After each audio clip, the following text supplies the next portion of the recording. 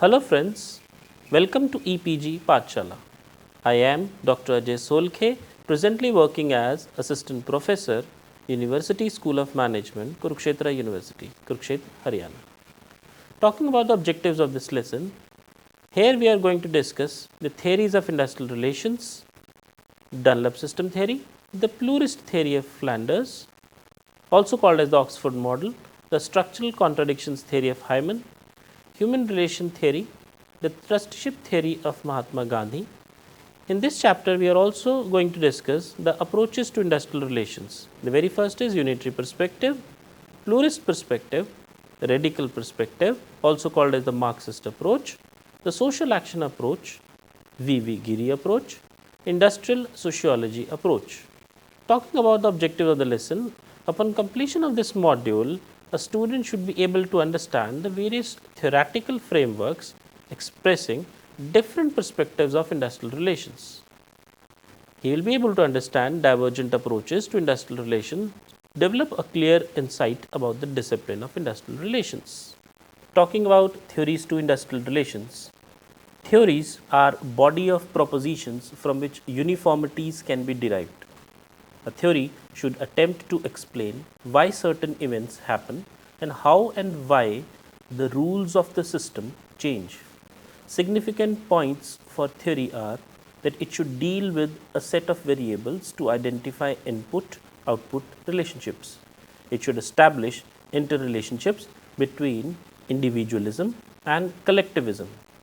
It should testify hypothesis. It should predict quality. Basically, industrial relations have two main stands in theorizing. One group, that is externalist, they lay emphasis on environmental factors like state of technology, methods of production, supply and demand in the product market and in the labor market, legal political relationship and similar other factors. The other group, internalist, they always lay stress on cause and effect relationship. A full-fledged theory of industrial relations requires an integration of both the approaches of externalists and internalists. A general theory of industrial relations must incorporate both the conflictive and the consensus factors. There are numerous theories of industrial relations, but the prominent among them are Dunlop's system theory, given in 1958, the plurist theory of Flanders, or so-called the Oxford model, 1970. The third is structural contradictions theory of Hyman, 1971. Then is human relations theory, and the last one is the trusteeship theory of Mahatma Gandhi.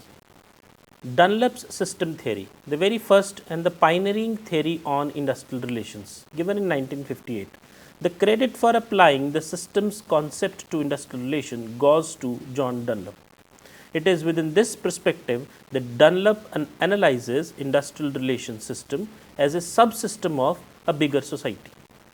Dunlop stated that an industrial relations system at any one point of time in its development is regarded as comprised of certain actors, certain contexts, and ideology which binds the industrial relation systems together, and a body of rules created to govern the actors at the workplace and the work community. Industrial relation is a function of actors, technological context, market context, power context, and ideological context that help them to bind them together. Here A refers to the actors. The prominent among them is it is a hierarchy of managers and the representative in supervision. It's a hierarchy of workers and any spokesperson on their behalf. Any specialized government agency created by the first private agencies. Dunlop said the industrial relation system is a web of rules formed by the interaction of the government, business, and labor, influenced by the existing and emerging economic, socio-political, and technological factors. The significant aspects of the environment in which the actors interact are the technological characteristics of the organization, the workplace, and work community, the market or the budgetary constraint which impinge on the actors, and lastly, the locus and the distribution of powers in the larger society.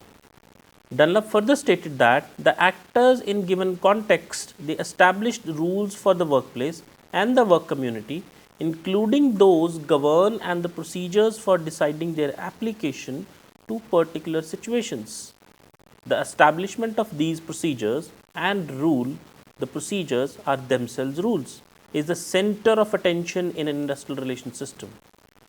If further element is required to complete the analytical system, an ideology or a set of ideas and beliefs which is commonly held by the actors that help to bind or to integrate the system together as a entity. Criticism of Dunlop model. Dunlop's formulation and application of the concept of industrial relation system has been criticized by the scholars and the critics on the following grounds: that it is essentially a non-dynamic model of industrial relations, from which it is difficult to explain industrial relations change, that it concentrates on the structure of the system, it ignores the processes within it, it tends to ignore the essential element of all industrial relations, that of the very nature and development of conflict itself.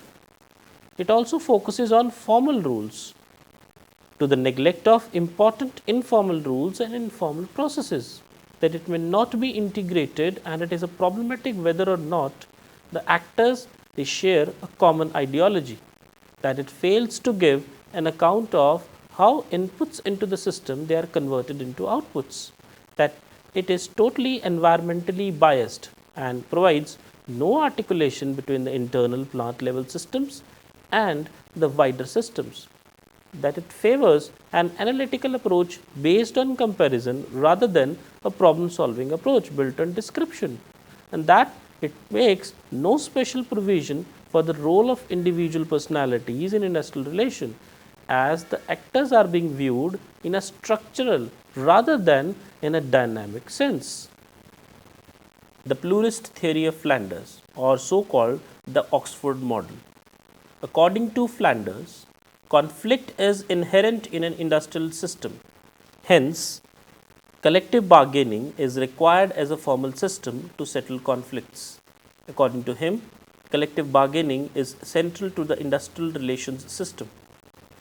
The rules of the system they are viewed as being determined through the rule making process of collective bargaining, which is regarded as a political institution involving a power relationship between the employers and the employees.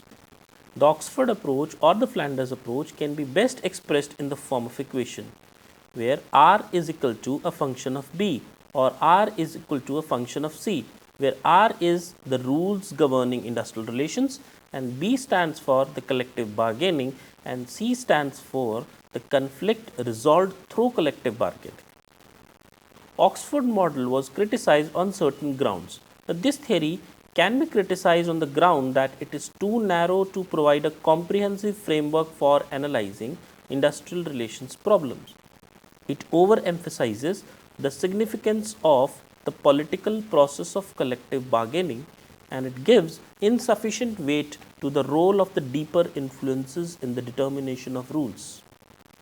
The institutional and power factors they are viewed as of paramount importance, while variables such as your technology, market, status of the parties and ideology they are not given any prominence. The structural contradictions theory of Hyman given in 1971. Marxian analysis of industrial relations and trade unionism has also taken several forms broadly categorizable into pessimistic and optimistic approaches. Now, the pessimistic approaches were represented by the writings of Lenin, Michaels and Trotsky, while the optimistic line of thinking was represented by Karl Marx and Friedrich Engels. Now, these two approaches represent two variants of the structural contradictions approach to industrial relations. Now, the pessimistic school always talks of limitations of trade union consciousness, and they feels that unless the working class they join hands with the intellectuals, it is not at all possible to bring in a new social order. The optimistic school, however, they sees the role of the working classes as not only maintenance and enhancement of wage level, rather to carry class struggle against the capitalist class and thrust towards creating a classless society. Now, it is in this optimistic tradition that Hyman has enunciated his analysis of industrial relations and trade unionism. Trade unions, in Hyman's writings, represent workers' response to the deprivations inherent in their role as employee within a capitalist economy. Opposition and conflict cannot be divorced from their existence and activity.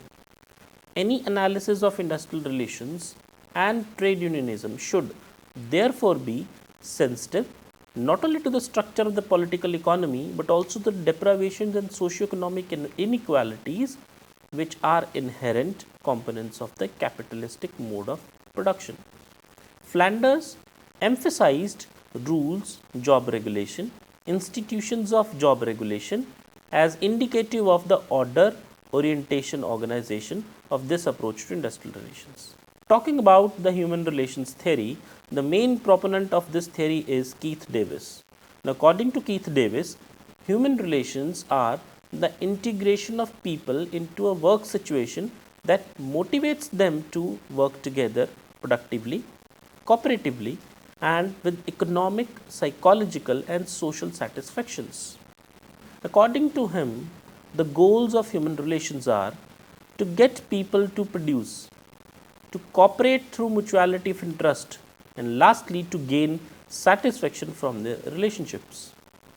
Here, the human relation approach clearly highlights certain policies and techniques to improve employee morale, efficiency, and job satisfaction.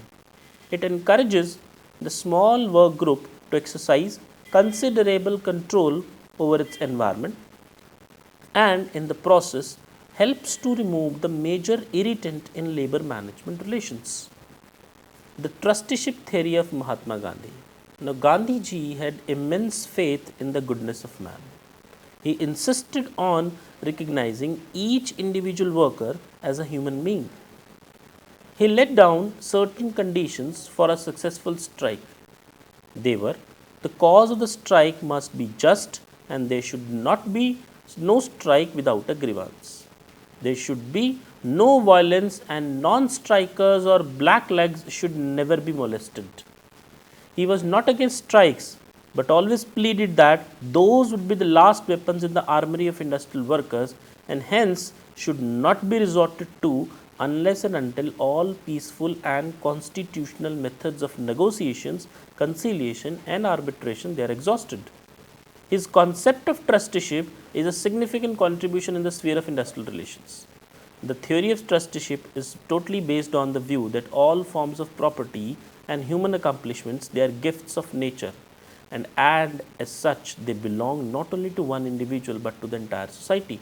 Therefore, the trusteeship system is totally different from other contemporary labor relation system because it aims at achieving economic equality and the material advancement of the have-nots in a capitalistic society by non-violent means. Gandhiji gave greater importance to the change in their attitudes and to regard themselves as co-equals and co-partners in a joint venture. He emphasized that workmen should be regarded as equals with the shareholders and they should have therefore every right to possess an accurate knowledge of the transactions of the mill. He recognized the need for higher productivity and always pleaded that the management should share with the workers the gains from higher productivity. Gandhiji was a strong proponent of the concept of settling industrial disputes through mutual negotiations and arbitration without any rancor between the parties.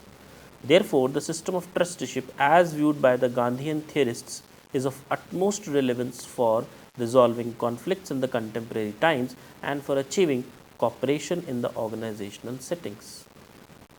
Now, moving on to the approaches and perspectives to industrial relations, so far we have discussed certain theories of industrial relations. Now, discussing about the approaches, we have 6 approaches which are prominent in the industrial relation literature. Very first is unitary perspective, second is pluralistic perspective, radical perspective or so called the Marxist approach, the social action approach, Giri approach, industrial sociology approach. Talking about the unitary perspective. Unitary perspective is based on the assumptions that the organization is, or if it is not, then it should be an integrated group of people with a single authority, loyalty structure, and a set of common values, interests, and objectives shared by all members of the organization. Here, the underlying assumption of this view is that the organizational system is in basic harmony and conflict is unnecessary and exceptional. Management's prerogative is regarded as legitimate, rational, and accepted, and any opposition to it, whether informal or informal, internal or external, is seen as totally irrational. There is no conflict between the interest of those supplying capital to the enterprises and their managerial representatives, and those contributing their labor. The owners of capital and labor are but complementary partners to the common aim of production, profits, and pay in which everyone in the organization has a stake. Now, this thing has two important implications. Conflict, that is the expression of employee dissatisfaction and differences with the management, is quietly perceived as an irrational activity. Trade unions, they are regarded as intrusions into the organization from outside which compete with management for the loyalty of employees. The unitary perspective is found predominantly amongst managers, particularly line management, and therefore it is often regarded as a management ideology.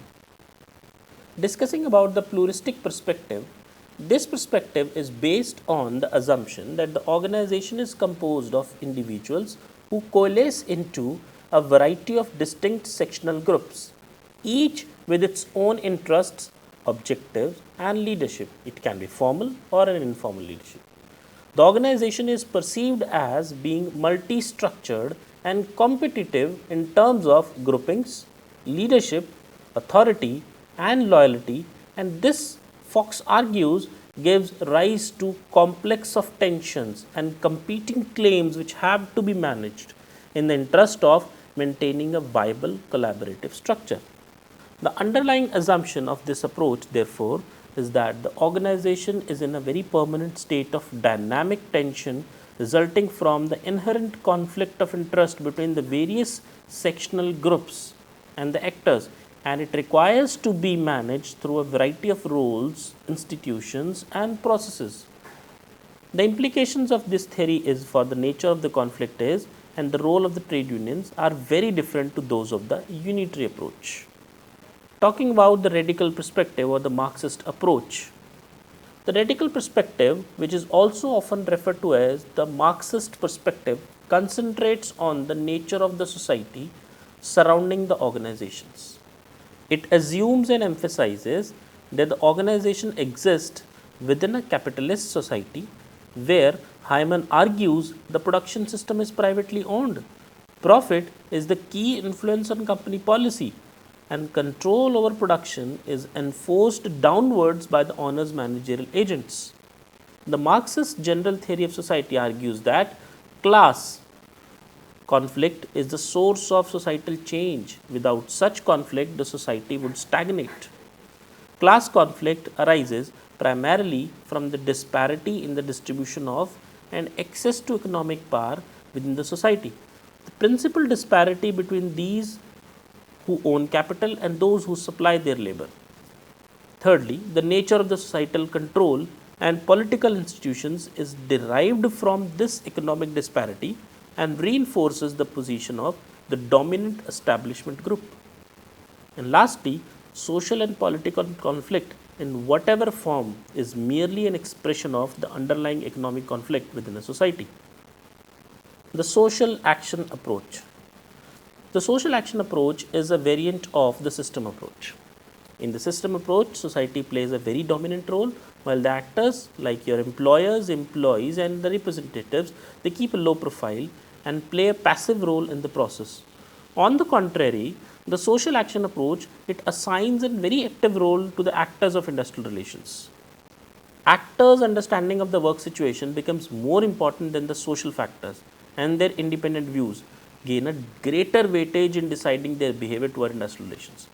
Now, the social action theory primarily considers bargaining as a very important tool for the resolution of a conflict.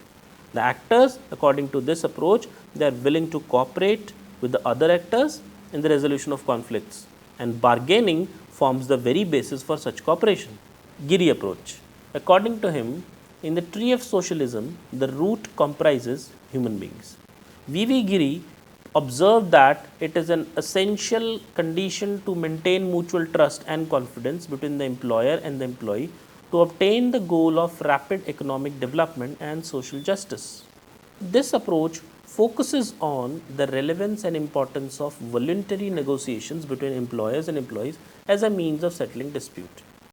V.V. Giri approach insists on the establishment of bipartite forums at different levels of the industry so that to wipe out the dispute between the employers and the employees represented by the unions. Now, this approach also provides for the active involvement and intervention of the state in dispute prevention and settlement process. Having a word about industrial sociology approach, the aim of the industrial sociology approach is to investigate the underlying trends and patterns in the cause and effect of industrial disputes, both intended and unintended. Unlike most other approaches which focuses only on the resolution of conflict as a means of achieving industrial relations, the industrial sociology approach focuses on the prevention of industrial conflict by tracing the cause of the disputes and avoiding it. As per this approach, the job context and content, the technological characteristics and human interaction often result in the distributive, structural and human relations conflict in the internal environment. Friends, I hope you have understood the approaches well, the contents of this program. You can also refer to other quadrants of this module for testing your knowledge and having some more input on theme of the module. Happy learning!